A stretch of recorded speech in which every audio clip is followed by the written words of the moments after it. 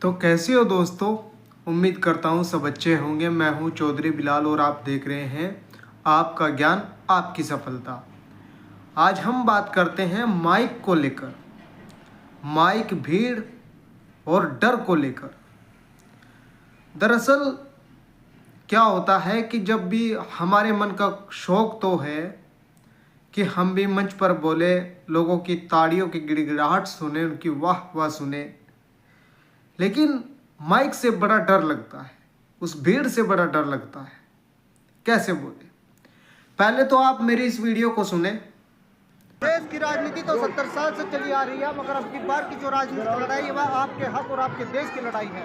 देश का 70 साल से कमाया हुआ इन बीजेपी वालों ने 7 साल में खत्म कर दिया। देश का सपनों बेचा जा रहा है।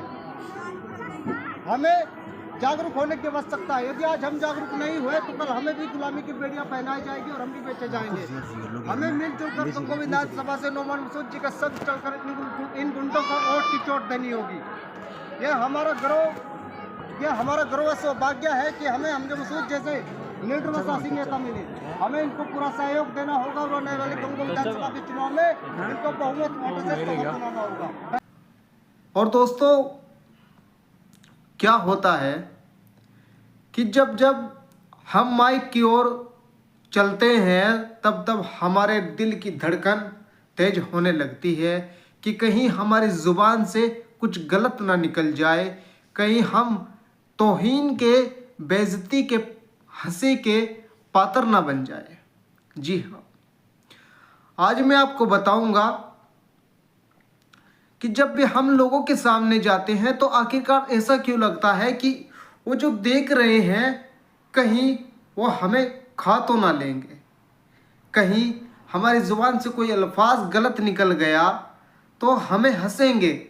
ऐसे ऐसे विचार, ना जाने अनेक विचार हमारे दिमाग में गूंजने लगते हैं, तो वहीं से हमारी हिम्मत टूटने लगती है।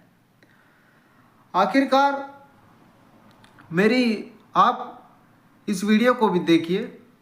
जो जंग की आजादी लड़ी और मंगल पांडे ने जो संपर्क सेना की जंग में सर्वप्रथम युद्ध कर दिखाया और कर दिखाया की कोशिश करेंगे। उन लोगों का सिर्फ यही मकसद नहीं था, उन लोगों का मकसद था कि तब तक ये भारत रहेगा तब तक आपने सवेरे उठकर इस देश के बच्चे को उठकर इस देश की रक्षा करने का प्रण लेना है, उस देश की रक्षा करने के रूप खड़ा है। लेकिन हमें आज अपने इस उन क्रांतिकारियों का बलिदान भूल गए, क्योंकि हमारे इसमें कुछ नहीं लगा तो उन लोगों का है। आज हमें उन लोगों की कुर्बानियों को नहीं देखा, देखना तो दूर, अगर आज हम उन लोगों की अब अंदाज़ा लगाइए मैं जो यहाँ पर बोल रहा हूँ और आपके साथ जो वीडियो को समर्पित कर रहा हूँ, समक्ष कर रहा हूँ, मैं ऊपर वाले का शुक्र है कि वैसे ही निकाह आपके साथ कर रहा हूँ। खुद का कॉन्फिडेंस ऊपर वाले की रहमत के साए से और आप लोगों के नेक भाई की दुआ के साए से मेरा कॉन्फिडेंस बना है। मैं भी दोस्तों आप ही के जैसा था, एक डरा सा, लेकिन दिल में शौक था और आज हजारों आदमियों के सामने बुलवा लो, हजारों आदमी के सामने बोलता भी हूँ और बिल्कुल किसी प्रकार का कोई डर नहीं लगता। शुक्र है ऊपर वाले का। जी हाँ दोस्तों, अब मैं आपको वीडियो को छोटी करते हुए बताता हूँ, ज़्यादा टाइम पास ना लूँगा, कि दरअसल जब हम किसी प्रोग्राम में 26 जनवरी के मौके पर या 15 अगस्त के मौके पर या कोई हमारे घर आंगन में, परिवार में, कहीं भी कोई नेता के थ्रू कोई छोटी सी सभा लगी है, लेकिन करने का शौक है मगर डर की वजह से कदम पीछे हट जाते हैं, जिससे हमारा दिल के अंदर फिर कॉन्फिडेंस नहीं बनता।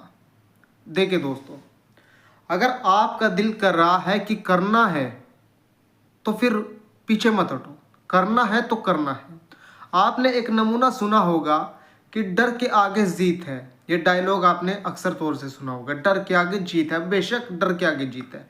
जब मैं भी शुरू में आया था तो मैं अपना ही बीता आपसे कुछ बातें समर्पित करता हूँ, समक्ष करता हूँ कि मैं भी ऐसे डरा करता था, लेकिन छोटे छोटे प्रोग्राम मैंने पकड़े शुरू में। वो प्रोग्राम पकड़े जो चंद आदमियों के थे, जैसे कि यहाँ पे 10 आदमी बैठे हैं, यहाँ पे 15 आदमी बैठे, ऐसे ऐसे करके छोटे छोटे प्रोग्राम मैंने पकड़े और धीरे धीरे धीरे धीरे खुलता गया मेरा कॉन्फिडेंस, मेरा मन, और फिर मंचों की ओर भी बढ़ा, छोटे छोटे कार्यक्रमों की ओर बढ़ा। 15 अगस्त, 26 जनवरी, उन छोटी छोटी बातों को नोटिस करता, लिखता। ये समझने की कोशिश है, समझिए इसको। पहले उसको लिखता और लिखकर उसको बेहतर तरीके से रिवीजन करता, रीडिंग करता उसकी, बार बार बार बार, ना जानिए जो है बार बार रीडिंग करता, बार बार रीडिंग करता, और ऐसा बन जाता जैसे कि बस दिल ही के अंदर जो है एक आवाज़ बन गई और वही विचार मेरे दिमाग में गूंजने लग जाते। तो इन्हीं बातों को मैं अक्सर तौर से बार बार कोशिश करता। और पहले तो आप बार बार जो लिखा है आपने उसे बार बार अच्छे शब्दों के साथ लिखे कि मुझे क्या बोलना है और वहाँ पे जो प्रोग्राम हो रहा है वो किस टॉपिक को लेकर हो रहा है। यह सबसे शुरुआत का पार्ट है। इसको समझने की कोशिश करें कि वहाँ पे अगर हम किसी प्रोग्राम में जा रहे हैं, चाहे वो कुछ भी हो, एक नेता को हमें अपना प्रोग्राम सुनाना है, तो वहाँ पे प्रोग्राम किस टॉपिक को लेकर होगा पहले तो हमें समझना है। उसे नोटिस करें, लिखे अपने मन के विचारों को, एक अच्छे अच्छे शब्दों से लिखे और उसे खूब रिवीजन करें, खूब याद करें उसे। ऐसा याद करें उसे कि आपके मन के अंदर आप अगर सोकर भी उठे ना और बिना चेक करे और उसे बोलना शुरू कर दे, ऐसा विचार, ऐसा याद आपके होना चाहिए।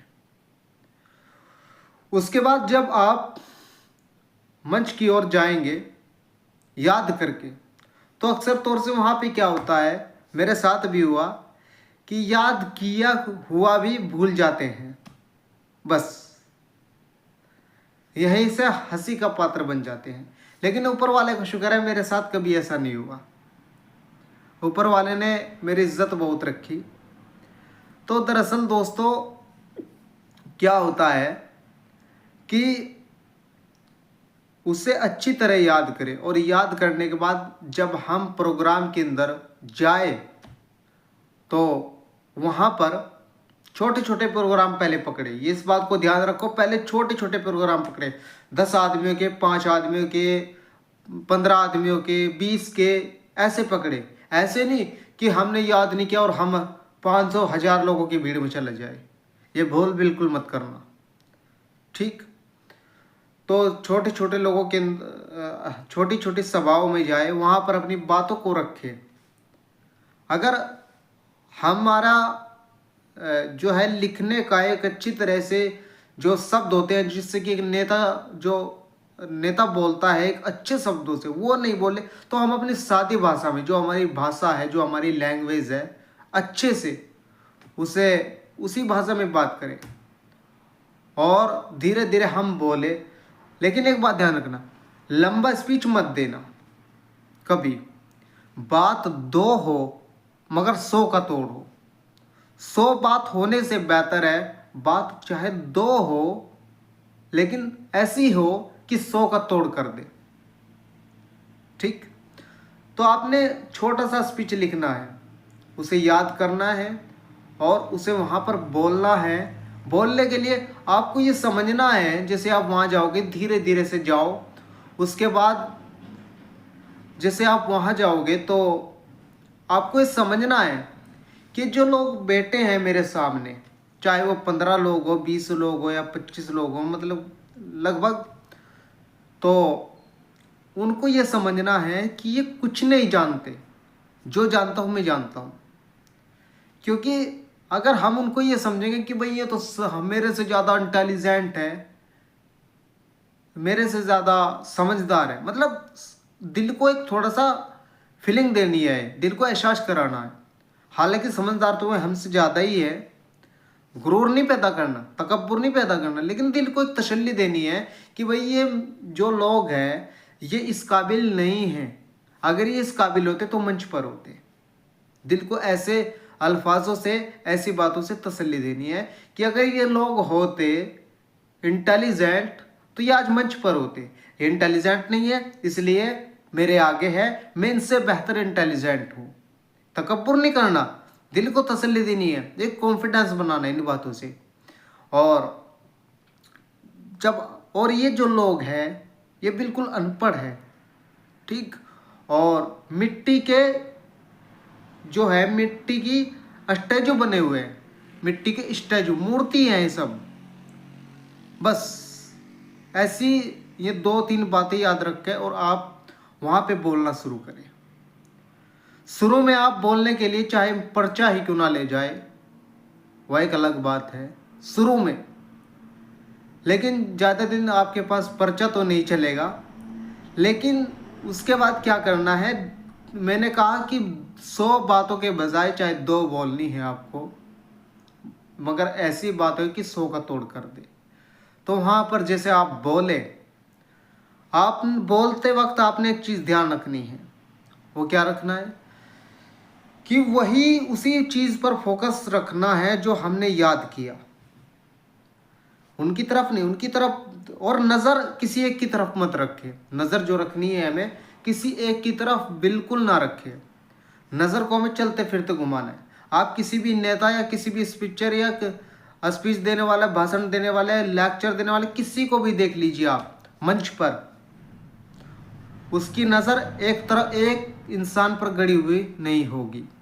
उसमें उसके अपने भी होंगे, लेकिन वो किसी एक को देखकर हंसता नहीं, उसकी नज़र ऐसे होगी। यहाँ माइक होगा तो ऐसे नज़र होगी उसकी, सब पर उसकी नज़र होगी। तो ऐसी नज़र आपको करनी है। अगर आप एक को देखोगे तो वहीं से आपको महसूस हो जाएगा कि भाई ये इंसान कोई मेरी तरफ नहीं देख रहा है, जिससे आपका जो याद किया हुआ है वो सब भूल जाएंगे आप। इसलिए नज़र आपने चारों ओर घुमानी है, सबकी ओर देखना है। देखना नहीं है नज़र को, लेकिन देखना कहाँ है, अपने दिमाग में कि मैंने क्या याद किया है। और उसके बाद आप बोलना शुरू करें। ऊपर वाले ने चाहा अच्छा बोलेंगे, अच्छा बोलोगे। जो मैंने बात कही इनको फिर से सुनो इस वीडियो में और इन्हीं बातों को याद रखो। लेकिन इससे पहले आपको क्या करना है, जैसे आपने प्रोग्राम बना लिया कि हाँ भाई मैंने जाना है, वहाँ से मेरे पास इनवाइट आया है कि बोलने के लिए। शुरू में तो आपके पास कोई इनवाइट नहीं देगा, आपने बल्कि इनवाइट देना होगा दूसरों को कि भाई जो आपका खास है, आपका कोई जानने वाला है और उसके मंच के वो बिल्कुल करीबी है, लगभग आपको लगता है कि भाई हाँ ये मेरा स्पीच करवा देगा यहाँ पे, ठीक है। स्पीच हो या कोई शायरी, गज़ल, नज़म आदि वगैरह बोलना हो आपको, तो आपको लगता है कि ये करवा देगा, तो उससे आराम से बात करें कि भाई मैं करना चाहता हूँ। तो उससे पहले आप क्या काम करें, उससे पहले आप जिस मज़हब के भी हो, जिस धर्म के मानने वाले हो, तो दिल में यह ख्याल करें कि भाई पहले ही जो आपके पास पैसा है 10 रुपये 20 रुपये, एक भगवान को, मतलब एक आप जिस मस्जिद में भी, अरे यार आप जिस मज़हब को भी जानने वाले हैं, मानने वाले हैं, उसी मज़हब के हिसाब से आप 10 रुपये 5 रुपये जो भी है ईश्वर को राज़ी करने के लिए दान कर दे कि भाई मैं इस काम के लिए जा रहा हूँ, ऊपर वाला मुझसे अच्छा बुलवाए। इस बात को आपको पहले ध्यान रखना है।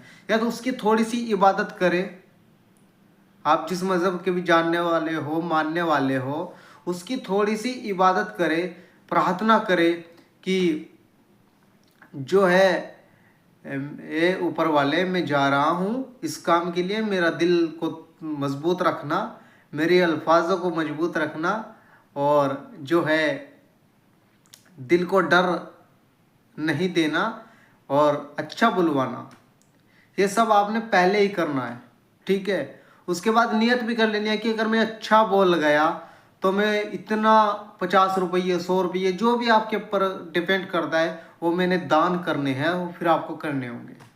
सबसे पहले ईश्वर को राजी करना है, फिर अपने को राजी करना है। और जो मैंने आपसे कहा इन सफल मंत्र को आप जान लीजिए भाई। माइक पर अगर चढ़कर बोलना है, अगर एक नेता बनना है, नेता हो या कोई किसी कॉलेज में फंक्शन हो या 26 जनवरी 15 अगस्त आदि का किसी भी तरह का कोई प्रोग्राम हो, तो वहाँ पे 2 बातों का बस आपने ध्यान रखना है। अगर अच्छी लेखन नहीं बन रहा, अच्छे शब्दों के साथ हमारी बातें नहीं बन रही, वैसे सीखे किताबें पढ़ के, तो क्या करें अपनी भाषा में ही, जो हमारी भाषा है, एक आम सी भाषा, लेकिन रुकना नहीं है, इतना तेजी भी नहीं बोलना वहाँ पे कि लोगों की समझ में ना आए, और इतना धीमा भी नहीं बोलना वहाँ पे कि लोग सोची के डर गया। और फुल कॉन्फिडेंस के साथ कहते हैं ना, दुक्कड़ उतार दो, बस स्टेजों को तोड़ दो और फिर देखें, ठीक है, तब ये शौक आपका पूरा हो सकेगा।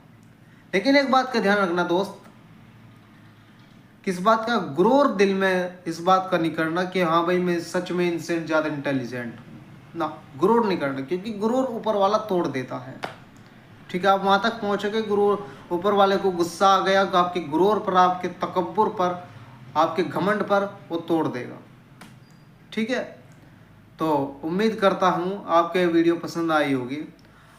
अगर आपका कोई ऐसा सवाल हो तो कमेंट करिएगा और अगली ऐसी वीडियो का इंतज़ार करिएगा। और चैनल सब्सक्राइब करिए, हमारे इंस्टा को भी फॉलो आदि करिए।